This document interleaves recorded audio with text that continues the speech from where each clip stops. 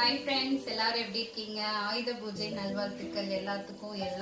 எல்லா வளமும் பெறணும்னு கடவுள் முருகர்கிட்ட நான் வேண்டிக்கிறேன் எல்லாத்துக்குமே.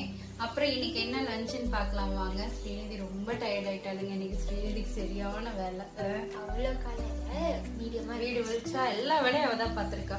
இன்னைக்கு நம்ம வீட்டுல என்ன சமையல் பார்க்கலாம் வாங்க. அப்புறம் ஃபுல்லா வேற பசியில எனக்கே பசி ரொம்ப வந்துருச்சு. காலைன்னு சாப்பிடாதுங்க. வருஷம் ஃபுல்லா நாங்க ஆம்பளைங்க போய் கம்மல்ல போய் பாடுபட்டுட்டு வரோம். அது இவங்களுக்கு கஷ்டமா தெரியல. ஆயுத பூஜைக்கு ஒரு நாளைக்கு வேலை செஞ்சதுக்கு பயங்கர வேலைன்ட்டே வந்து இருக்கிறாங்க.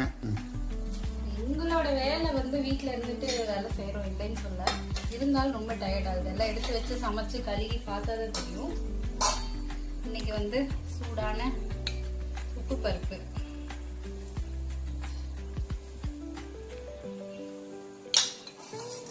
ஸ்ரீநிதி தான் வந்து சொல்லிட்ட. ஸ்ரீநிதி ரசம் நான் தான் வச்சேன். ரசம் ஸ்ரீநிதி தான் ரசம் வச்சிருக்கா பாருங்க. தக்காளி ரசம் பூண்டெல்லாம் போட்டு புல்ல சூப்பரா வச்சிருக்கா. புல்ல வந்து ரசம் வச்சிருக்கா. சரி தொடச்சு விட்டுக்கிறேன்.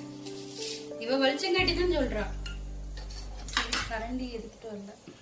சேனக்கிழங்கு பொரியல் சுகருக்கு ரொம்ப நல்லது. சேனக்கிழங்கு சாப்பிடுங்க. இருந்தாலும் ஒரு நாள் ஆசை. கிழங்கு சேனக்கிழங்கு ரொம்ப டேஸ்டா இருக்கும். ஸ்ரீநிதிக்கு ரொம்ப பிடிக்கும். இல்லம்மா லீலாமா சமைச்சா அதை விட நல்லா இருக்கும். ஓகே, இன்னைக்கு இதுதான் நம்ம வீட்டுல சாப்பாடு. உங்க வீட்டுல எல்லாம் என்னன்னு சொல்லி சொல்லுங்க. காக்கா குருவிங்களுக்கு சாப்பாடு எடுத்து வச்சிட்டேன், வாங்க சாப்பிடலாம். உங்க வீட்டுல எல்லாம் என்னன்னு சொல்லுங்க. ஸ்ரீநிதிக்கு இன்னும் கொடுக்கலன்னா பசி வந்து அழுதுருவோம். தேங்க்யூ, பாய். பாய். ஓகேங்க, பாய்.